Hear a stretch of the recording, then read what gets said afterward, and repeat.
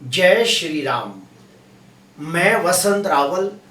आज मैं आपको बताने आया हूं किसी व्यक्ति के जीवन में जब गुरु ग्रह की महादशा अंतर्दशा आती है तो कैसा फल देखने को मिलता है। सबसे पहले हमें गुरु के कारक तत्व को समझना होगा। गुरु विद्या, ज्ञान, धर्म, आध्यात्म, पूजा पाठ, होम हवन, दान पुण्य, यात्रा, तीर्थ यात्रा, ब्राह्मण, सदगुरु, प्रवचनकार, हमारे शरीर के अंदर हमारा लीवर, मोटापा, मीठा भोजन, कर्मकांड, ये सभी का कारक है गुरु ग्रह देवता। पराशर पद्धति के अंदर कहा गया है कि गुरु ग्रह की महादशा अंतर्दशा का फलादेश करते समय 5 सूत्र हमें याद रखने होते हैं। वो 5 सूत्र कौन कौन से हैं?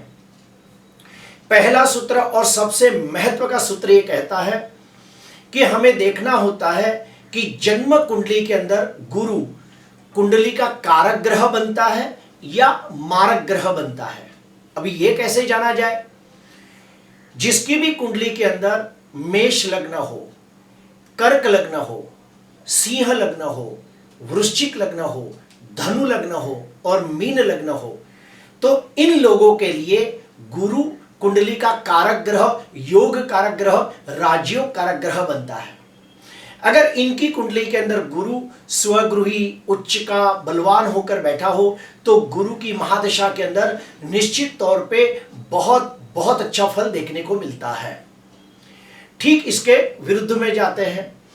जिनकी भी कुंडली के अंदर वृषभ लग्न हो, तुला लग्न हो, मकर लग्न हो, कुंभ लग्न हो, तो इन लोगों के लिए गुरु कुंडली का मारक ग्रह माना गया है।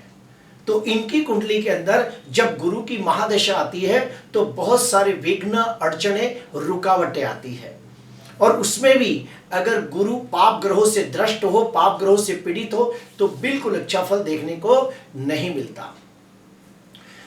पराशर पद्धति का दूसरा नियम यह कहता है कि जन्म कुंडली के अंदर जो भी भाव के अंदर धनु राशि और मीन राशि हो, उन भावों का अच्छा या बुरा फल देखने को मिलता है।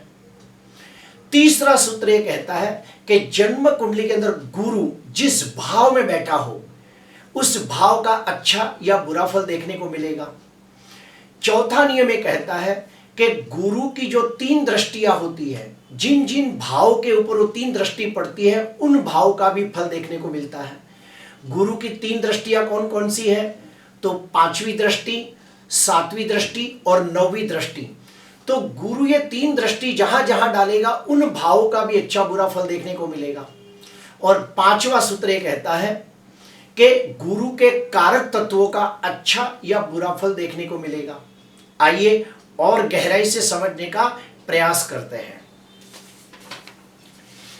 जन्म कुंडली के अंदर गुरु अगर लग्न भाव में बैठा हो तो उसे हम लोग दिग्बली कहते हैं, बहुत अच्छा फल देता है।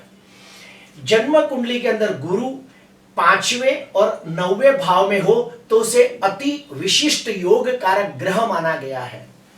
जन्म कुंडली के अंदर गुरु दूसरे, 5वें, 9वें, 10वें और 11वें भाव में बैठा हो तो उसे कारक माना गया है। जन्म कुंडली के अंदर चंद्र गुरु की अंशात्मक युति होती हो तो गजकेसरी योग बनता है।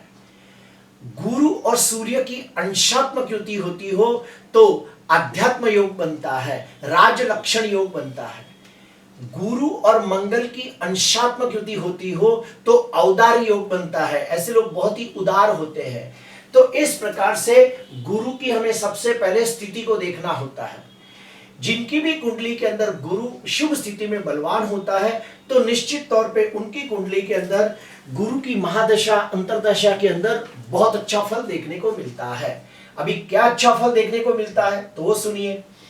सबसे पहले तो मैं आपको बता दूं कि गुरु विद्या और ज्ञान का कारक है।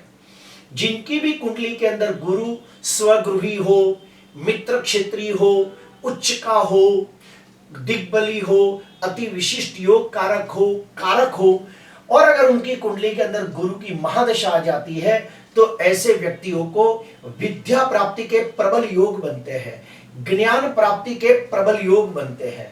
ऐसे व्यक्तियों को वेद, शास्त्र, पुराणों और स्कंधों का ज्ञान प्राप्त करना बहुत अच्छा लगता है। ऐसे व्यक्तियों को गुरु की महादशा अंतरदशा के अंदर पूजा पाठ करना, होम हवन करना, दान पुण्य करना, यात्रा तीर्थ यात्रा करना, उसके बाद कोई भी मंत्र का अनुष्ठान करना, ध्यान, मेडिटेशन, योग, साधना, आत्मचिंतन, आत्ममंथन करना उन्हें बहुत अच्छा लगता है। गुरु ज्योतिष का कारक भी है, यानी कि कर्म कांड का भी कारक है, ज्योतिष का भी कारक है। तो जिनकी भी कुंडली के अंदर गुरु कुंडली का कारक ग्रह बनकर स्वगृही, मित्र क्षेत्री, उच्च का हो, अगर दिग्बली हो, अति विशिष्ट योग कारक हो और उनकी कुंडली के अंदर गुरु की महादशा आ जाती है, तो ऐसे व्यक्तियों को गुड़ शास्त्र सीखने का बहुत मन करता है। जैसे कि ज्योतिष शास्त्र, वास्तु शास्त्र, तंत्र शास्त्र, मंत्र शास्त्र, यंत्र शास्त्र जैसे गुड़ शास्त्र सीखना उन्हें बड़ा अच्छा लगता है। आपको मैं बता दूं, स्त्री की कुंडली के अंदर गुरु पुत्र योग कारक ग्रह माना गया है। तो अगर किसी स्त्री की कुंडली के अंदर गुरु की महादशा अंतरदशा आ जाए तो निश्चित तौर पे उसकी कुंडली के अंदर पुत्र प्राप्ति के प्रबल योग बनते हैं। लेकिन उनकी कुंडली के अंदर गुरु शुभ स्थिति में बलवान होना चाहिए। अगर किसी स्त्री की कुंडली के अंदर गुरु शुभ स्थिति में बलवान होकर बैठा हो और गुरु की महादशा अंतरदशा प्रत्युंतर दशा आ जाए तो आप बेझिझक कह सकते हो कि उस स्त्री को विवाह का प्रबल योग बनेगा, पुत्र प्राप्ति का प्रबल योग बनेगा। उसके बाद गुरु ग्रह है, इसे मंत्री भी कहा गया है।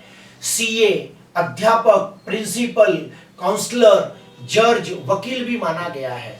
तो जिनकी भी कुंडली के अंदर गुरु कुंडली का कारक ग्रह बनकर, योग कारक ग्रह बनकर स्वगृही होकर बैठा हो, मित्र क्षेत्री हो, उच्च का हो, उसकी कुंडली में अति विशिष्ट योग कारक हो, तो गुरु शुभ स्थिति में बलवान हो, तो ऐसे व्यक्ति को गुरु की महादशा अंतरदशा प्रत्युंतर दशा के अंदर वकील बनना, जज बनना, सीए बनना, ऐसे सब योग बनते हैं। कोई व्यक्ति आचार्य बनना चाहता हो, प्रोफेसर, अध्यापक बनना चाहता हो, प्रिंसिपल बनना चाहता हो, तो आप कह सकते हो कि यस, ये व्यक्ति प्रिंसिपल बनेगा, सीए बनेगा, जज बनेगा, वकील बनेगा, काउंसलर बनेगा, ये हो सकता है। अभी आते हैं, गुरु मान, सम्मान और पद प्रतिष्ठा का भी कारक है। जिनकी भी कुंडली के अंदर गुरु कुंडली का कारक ग्रह बनकर बैठा हो और वो गुरु शुभ स्थिति में बलवान होता हो, तो गुरु की महादशा अंतरदशा प्रत्युंतर दशा के अंदर व्यक्ति को अपने समाज के अंदर, दुनिया के अंदर मान, सम्मान, यश, जश, कीर्ति, पद प्रतिष्ठा की प्राप्ति होती है। गुरु सबसे पहले सुख का कारक है। जिनकी भी कुंडली के अंदर गुरु कुंडली का कारक ग्रह बनकर शुभ स्थिति में बलवान होकर बैठा हो और उसकी कुंडली के अंदर गुरु की महादशा अंतरदशा प्रत्युंतर दशा आ जाए, तो आप कह सकते हो कि आपके जीवन में सुख आएगा, आप धनवान, यशवान, कीर्तिवान बनोगे, आपकी हर इच्छा पूरी होगी। अगर किसी को मकान चाहिए तो मकान मिलेगा, किसी को वाहन चाहिए तो वाहन मिलेगा, किसी को कोई पद प्रतिष्ठा चाहिए तो पद प्रतिष्ठा मिलेगी। क्यों? क्योंकि जो नवग्रह देवता है उसमें जो गुरु ग्रह देवता है उसको सबसे ज्यादा शुभ और पवित्र माना गया है। क्यों? क्योंकि जो गुरु है ये देवताओं के भी आचार्य है। देवताओं को भी सलाह मशवरा के लिए गुरु ग्रह के पास जाना पड़ता था। अभी हम ठीक उसके अपोजिट जाते हैं। अगर मान लो किसी व्यक्ति की जन्म कुंडली के अंदर गुरु नीच राशि में निर्बल हो, तो किसी की कुंडली के अंदर गुरु 6वें, 8वें, 12वें भाव के अंदर निर्बल होकर बैठा हो, तो किसी की कुंडली के अंदर गुरु राहु के साथ विप्र चांडाल योग बनाता हो, तो ऐसी स्थिति में गुरु की जब महादशा अंतरदशा प्रत्युंतर दशा आती है तो बिल्कुल अच्छा फल देखने को नहीं मिलता। क्या अच्छा फल देखने को नहीं मिलता? तो सुनिए, ऐसे व्यक्ति को समाज के अंदर मानहानि या बदनामी के प्रबल योग बनते हैं। गुरु की महादशा अंतरदशा के अंदर व्यक्ति को डायबिटीज हो सकती है, व्यक्ति सुस्त हो सकता है, उसमें मोटापा बढ़ सकता है यानी कि फैट बढ़ सकता है। ऐसे व्यक्तियों को लीवर से लगती बीमारियां हो सकती है। अगर जन्म कुंडली के अंदर गुरु राहु के साथ अंशात्मक युति करके बैठा हो और व्यक्ति 50 साल की उम्र के बाद का व्यक्ति हो तो उसे लीवर का प्रॉब्लम हो सकता है, उसे लीवर का कैंसर भी हो सकता है, लीवर के अंदर सूजन हो सकती है या फिर लीवर से लगती कोई बीमारी हो सकती है। अभी हम लोग और एक स्टेप अंदर जाते हैं कि जन्म कुंडली के अंदर गुरु नीच का हो, 6वें 8वें 12वें भाव में हो, राहु के साथ चंडाल योग बनाता हो और गुरु की महादशा आ जाए तो ऐसे व्यक्ति को गलती से भी शेयर बाजार के अंदर पैसे का इन्वेस्टमेंट नहीं करना चाहिए, वरना काफी बड़ा लॉस हो जाता है। अगर ऐसा व्यक्ति व्यापार करना चाहे तो भी व्यापार नहीं करना चाहिए, वरना व्यापार में लॉस की संभावना बढ़ जाती है और व्यक्ति के सर पे अच्छा खासा कर्जा हो जाता है। अगर व्यक्ति कोई धार्मिक आध्यात्मिक अनुष्ठान करना चाहता हो तो उसमें भी बहुत सारे विघ्न अड़चने रुकावटें आती है और उसका अनुष्ठान आधा अधूरा छूट जाता है। यात्रा करने जाए तो यात्रा में भी बहुत सारे विघ्न आते हैं। अभी हम लोग जानेंगे कि मान लो कोई व्यक्ति की कुंडली के अंदर गुरु कुंडली का कारक ग्रह बनकर यानी कि लग्नाधिपति, पंचमाधिपति, भाग्याधिपति बनकर, कुंडली का योग कारक ग्रह बनकर नीच का हो, 6वें 8वें 12वें भाव में हो, गुरु राहु के साथ चंडाल योग बनाता हो और गुरु की महादशा आ जाए, अंतरदशा आ जाए, प्रत्युंतर दशा आ जाए और उसे अच्छा फल न देखने को मिलता हो तो कौन से उपाय करें? तो पहला उपाय, ओम ग्राम ग्रीम ग्रोम समः गुरुवे नमः, ओम ग्राम ग्रीम ग्रोम समः गुरुवे नमः। ये मंत्र का रोज 108 बार श्रद्धा से विश्वास के साथ मंत्र जाप करें। दूसरा, गुरु ब्राह्मण साधु संत महात्मा कथाकार प्रवचनकार जैसे ज्ञानी व्यक्तियों को भोजन कराकर उनके आशीर्वाद ग्रहण करने चाहिए। तीसरा, अगर जन्म कुंडली के अंदर गुरु लग्नाधिपति, पंचमाधिपति, भाग्याधिपति बनकर बैठा हो तो ऐसे लोग गुरु का रत्न पुष्कराज धारण कर सकते हैं, लेकिन शर्त यह है कि गुरु नीच का नहीं होना चाहिए, गुरु 6वें 8वें 12वें भाव में पीड़ित नहीं होना चाहिए तो ही पुखराज पहनना चाहिए। चौथा उपाय, अगर गुरु कुंडली का मारक ग्रह बनता हो तो गलती से भी पुखराज धारण न करे, बल्कि गुरु से लगती चीजों का दान करे, जैसे कि पीला वस्त्र, पीला फल, पीली मिठाई, ऐसी पीतांबर, ऐसी सब चीजों का ब्राह्मण को या किसी जरूरतमंद को दान करे। पांचवा उपाय, गुरुवार के दिन किसी कर्मकांडी विद्वान ब्राह्मण को घर पे बुलाकर आप गुरु ग्रह की शांति पूजा कर सकते हो या गुरु ग्रह का होम करके गुरु का बल बढ़ाने का प्रयास कर सकते हो। अभी हम और एक स्टेप अंदर जाते हैं कि गुरु की महादशा 16 वर्ष के लिए आती है तो उसके अंदर और भी ग्रहों की अंतर्दशा आएगी तो उसके अंदर कैसा फल मिलेगा। तो एक आसान तरीका बता देता हूं, गुरु ग्रह के जितने भी मित्र होंगे वो सभी मित्रों की अंतर्दशा का फल अच्छा मिलेगा, लेकिन शर्त यह है कि वो ग्रह कुंडली के अंदर शुभ स्थिति में बलवान होने चाहिए। अभी गुरु के मित्र कौन है? तो गुरु का पहला मित्र है सूर्य है, फिर चंद्र है, फिर मंगल है, ये सब गुरु के मित्र है और गुरु की खुद की अंतर्दशा तो निश्चित तौर पे अच्छी जाती है।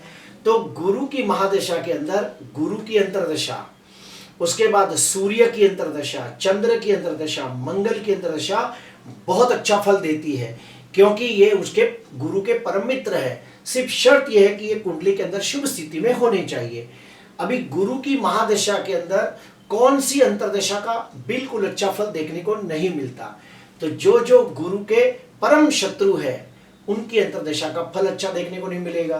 तो गुरु का सबसे खतरनाक शत्रु है शुक्र ग्रह देवता और राहु ग्रह देवता, इन दोनों की अंतर्दशा के अंदर अच्छा फल देखने को नहीं मिलता। ठीक वैसे ही बुध और केतु की अंतर्दशा का भी फल अच्छा देखने नहीं मिलता, लेकिन फलादेश करने से पहले इन ग्रहों की कुंडली के अंदर स्थिति देखना भी जरूरी है। अगर ये ग्रह कुंडली के अंदर कोई राजयोग निर्माण करते हो तो इतना शुभ फल नहीं देंगे। आपको मैं ये भी बता दूं कि आज से 5 साल पहले मैंने हर लग्न के अंदर गुरु की महादशा अंतरदशा का अलग से वीडियो बनाया है, और वो कौन कौन से हैं आपको 1 मिनट के अंदर बता देता हूं। मेष लग्न के अंदर गुरु की महादशा अंतरदशा का फल लेक्चर नंबर 341। वृषभ लग्न की कुंडली के अंदर गुरु की महादशा अंतरदशा का फल लेक्चर नंबर 352। मिथुन लग्न की कुंडली के अंदर गुरु की महादशा अंतरदशा का फल लेक्चर नंबर 365। कर्क लग्न की कुंडली के अंदर गुरु की महादशा का फल लेक्चर नंबर 376। सिंह लग्न की कुंडली के अंदर गुरु की महादशा अंतरदशा का फल 387। कन्या लग्न की कुंडली के अंदर गुरु की महादशा अंतरदशा का फल लेक्चर नंबर 398। तुला लग्न की कुंडली के अंदर गुरु की महादशा का फल लेक्चर नंबर 412। वृश्चिक लग्न की कुंडली के अंदर गुरु की महादशा का फल 422। धनु लग्न की कुंडली के अंदर गुरु की महादशा का फल 432। मकर लग्न की कुंडली के अंदर गुरु की महादशा का फल 442। और कुंभ लग्न की कुंडली के अंदर गुरु की महादशा का फल 452। और मीन लग्न की कुंडली के अंदर गुरु की महादशा का फल 462। तो इस प्रकार से मैंने गुरु की महादशा के फल के हर लग्न वाइज अलग अलग वीडियो बनाए हैं। आप ये लेक्चर को ढूंढ के मेरे नाम के साथ ज्वाइन करके देख सकते हो, तो आपको बहुत अच्छा ज्ञान मिलेगा। प्रिय दर्शकों, जो गुरु ग्रह है इसे नवग्रहों के अंदर सबसे ज्यादा शुभ और पवित्र ग्रह माना गया है। क्यों? क्योंकि ये देवताओं के भी सलाहकार है, देवताओं के गुरु माने गए हैं, इसीलिए गुरु को बहुत ही शुभ ग्रह माना गया है। गुरु की 3 दृष्टियां होती है, उसे भी बहुत शुभ माना गया है। गुरु की पहली दृष्टि है 5वीं, दूसरी है 7वीं, तीसरी है 9वीं।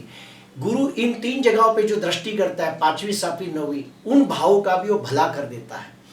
सिर्फ शर्त यह है कि कुंडली के अंदर गुरु कुंडली का कारक ग्रह, योग कारक ग्रह बनना चाहिए। प्रिय दर्शकों, आज मैंने आपको बताया कि गुरु की महादशा अंतरदशा के अंदर कैसा फल देखने को मिलता है, ये कैसे देखा जाता है। अगर आपको ये वीडियो अच्छा लगा हो तो जरूर लाइक करना, सब्सक्राइब करना। नमस्कार।